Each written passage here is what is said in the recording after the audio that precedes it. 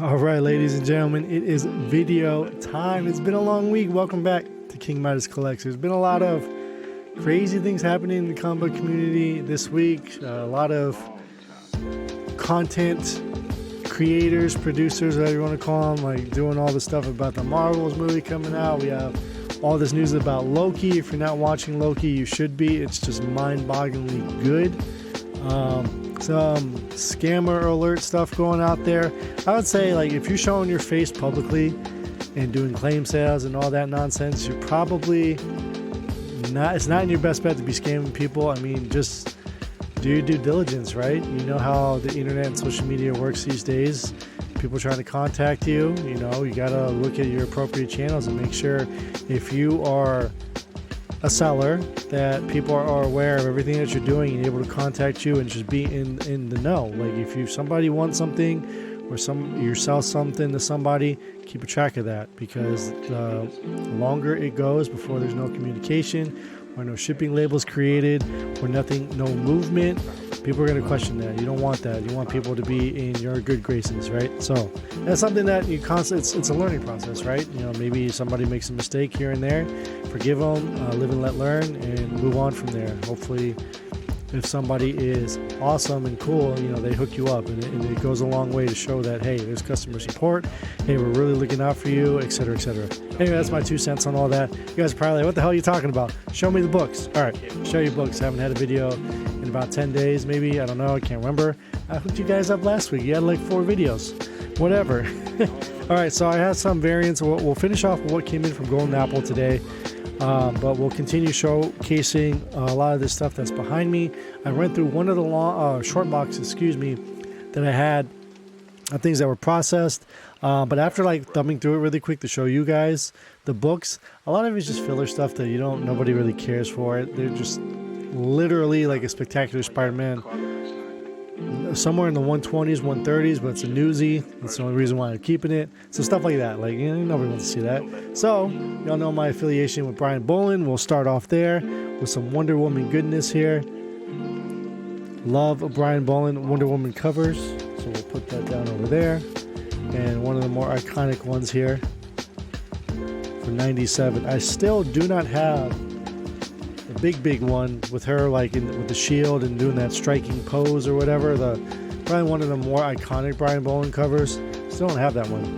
All right, this is interesting. It's first team appearance of Stake, Stake, in the Shield issue number 9. This is a Julian Tedesco cover, so trying to get people onto Tedesco.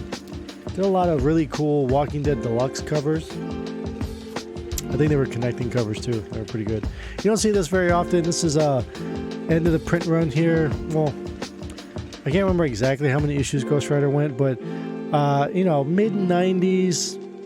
to late 90s Ghost Rider, anything Marvel, they're hard to come by. And this is a newsstand too, issue 77 there. So nothing significant other than it being a newsstand. It makes it, it gives it a little bit of credibility. This one is not a newsstand, but we have a Devil Dinosaur sighting in the late 90s here, 97, Ghost Rider 82 there. And they look like a Stephen Strange Ghost Rider like hybrid. Did y'all see that? I don't know if anyone was collecting these, but this one is beat up, of course, because whatever child was reading this was reading it constantly or throwing it around on the playground. But these Pokemon Power issues actually command a lot of value. So this is volume 4 from 1998. Again, this is more so once the trading card game and the cards came out, so it was like kind of telling you what to look out for in that regard. And then also the video games, right? Because it's a spin-off of Nintendo Power. Next up, this one hurts. I found this in Dollar Bids in the Chud Show. This is Dark Avengers number 1. It's about an 8590 copy. And why I picked it up, right there, baby. Newsy puts it over in the $100 range, right? Being a newsstand edition of Dark Avengers number 1. It's funny, this is like the 3rd one that I've found in the last year. Here's the problem with this book. So that $7 price tag is on the bag, right? And this is in Mylar. Check this out. Half price book sticker there, 50 cents, right? That damn sticker is on the book. Man, are you kidding me?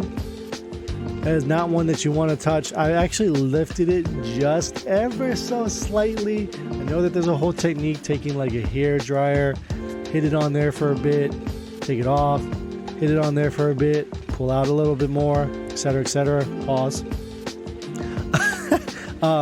But the little tiny corner that I lifted up on this, it shows that, you know, even though this book was in long boxes, right, there is still some of a discoloration from this spot of where the sticker is. So it really sucks. I don't know how much more significantly lowers the value of it. I mean, you can't really find newsstands of that book, so if you want a newsstand copy, cool. But charging somebody a lot for a sticker on the cover like that is kind of, I don't know, doesn't sit right with me. So I think that one's just gonna sit here and just be a cool piece. Next up, one of the few really good larger magazine, has a graphic novel size, you know how they were back in the day. X-Men God Loves Man Kills by Christopher Claremont. Just an iconic book here. Went like 9 printings or so. I can't remember which printing this is. If it might be a first print, but I don't think so. Can't remember. Pretty cool book to have though. And now let's move into some more. This is what I kind of pulled out of that box here that were worth showing here. So we have an Unknown Comics Magic Derek Chew cover here. It's one of the older 2019 when this New Mutant series dropped. So that was before I was back into comics and even knew Unknown Comics and all these other retailers, online retailers. So cool book. Love this one. Again, these WB movie poster homages for Superman here. Never a dude like this one. He's an alien from Krypton, man. Doing that blaxploitation kind of 70s vibe to it. Starsky and Hutch. So really cool. Issue 40 of Superman. Like I was saying, all the New 52 DC books, once they hit issue 40, those were the WB movie poster variants. And then there was a couple, you know, series that had started, like Sinestro was like only on issue 10 or something like that.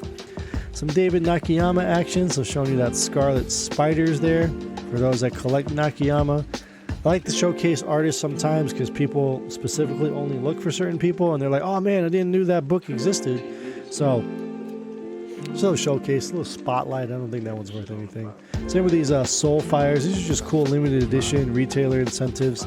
Can't begin to tell you which issue this one is. Same with this one actually says it's issue number 9 here. AspenStore.com incentive from 2009.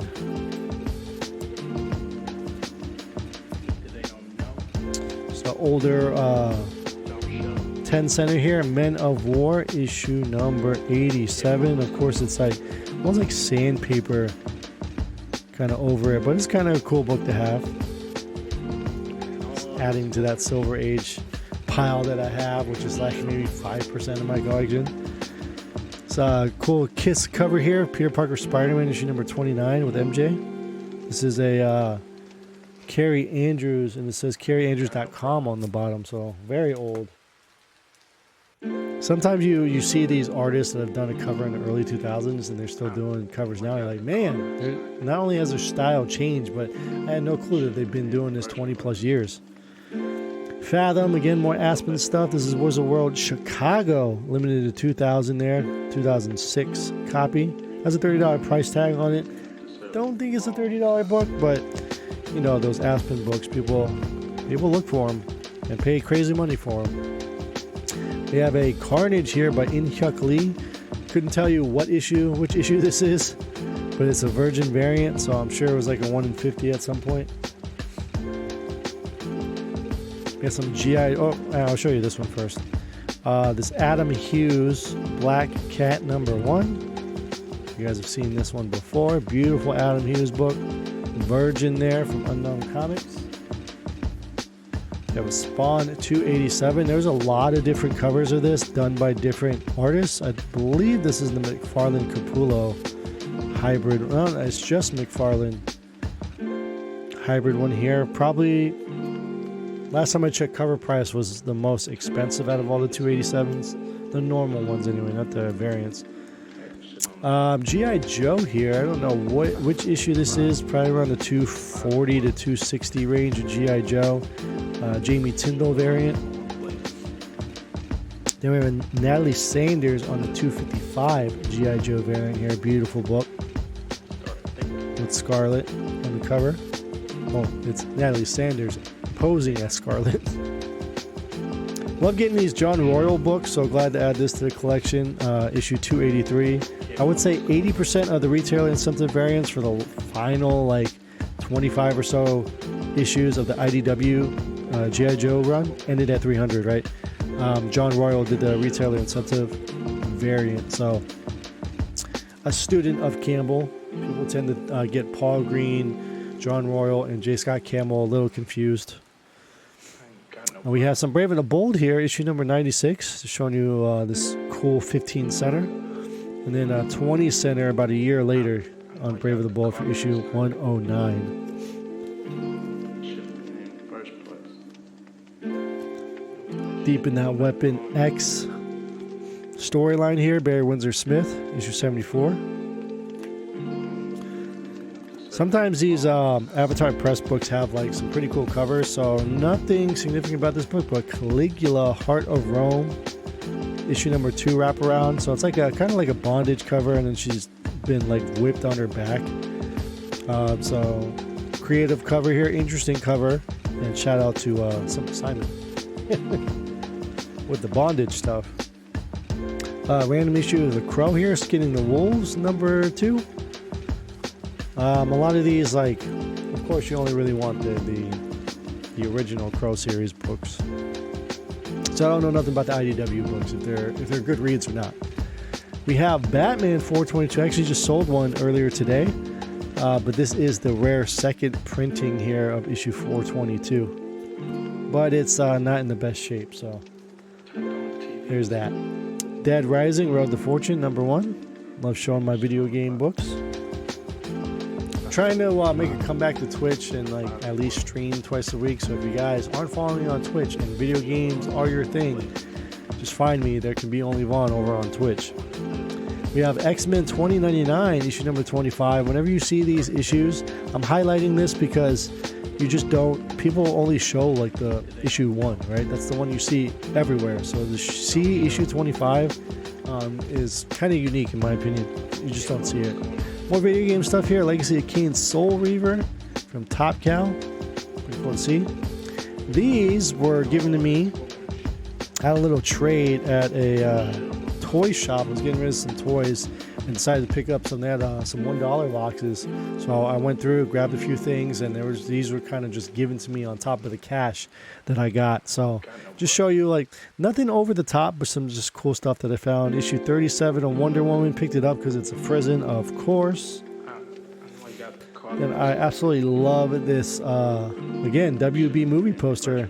Wonder Woman issue number 40. Actually, yeah, that's 40. For some reason, I always think it's issue 37. It's not, but, 300 there. Pretty cool.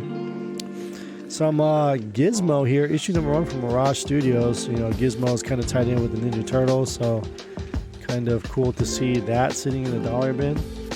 Trying to finish off this anthropomorphic run of Critters here from Fantagraphics. So these are interesting because Usagi Yojimbo makes appearances in a couple of these issues, and those issues are the ones that actually have some value. So issue number 7 there, and then issue number 8. I think they had issues 1 through 12.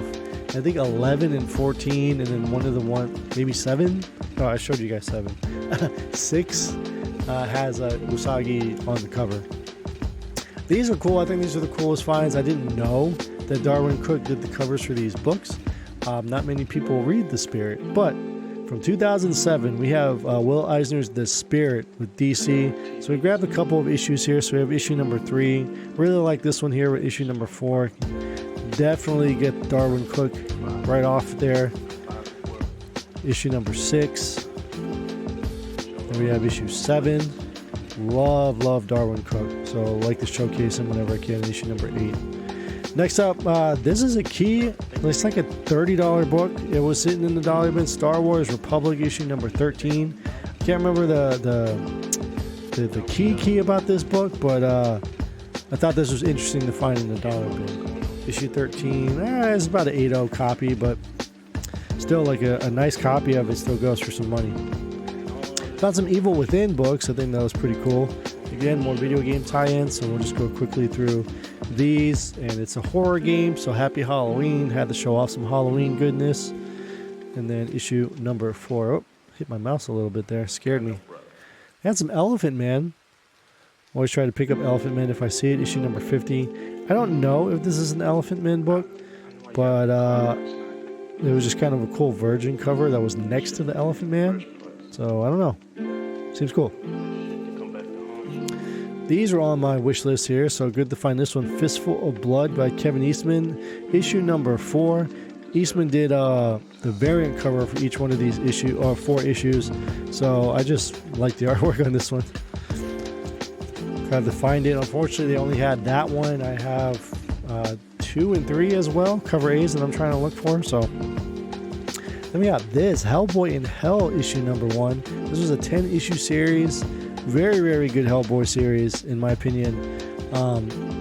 Didn't have the cover A, so glad to add this to the collection. Pretty cool. And I was told that this was a good read by JT4 here, The Woods from Boom Studios. They had issue number 1. I think this actually has some value to it as well. About $10 book. I think, of course, because James Tynion is attached to it. And then there's one of the, I think issue 25 has a Jenny Frizen variant that I don't have. So I'm actively on the hunt for that one. You guys know I love me some Archie stuff, especially the horror stuff. So Jughead the Hunger, issue number 1. And issue number 2. I mean, that's a badass cover right there. So gotta keep with the horror vibes right now in the month of October. Last but not least, I showed you guys this in an IG reel. These are the only ones that are sitting here, so I'm just going to show you the Wonder Woman ones again. But this is the one in 25, I believe, right? Yep, by Mateo Scalera.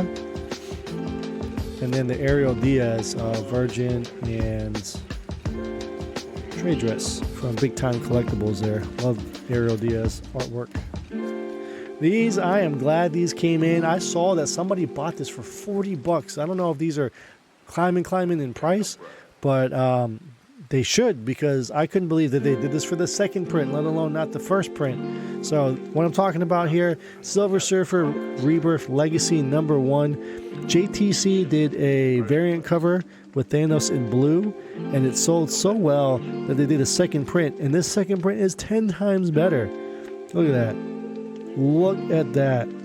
Glad these came in. These just dropped this week, so sometimes pay attention to those second prints, man. You'd be surprised. Can't show you this book because maybe you saw it over here. Whoops. Because there are titties on it.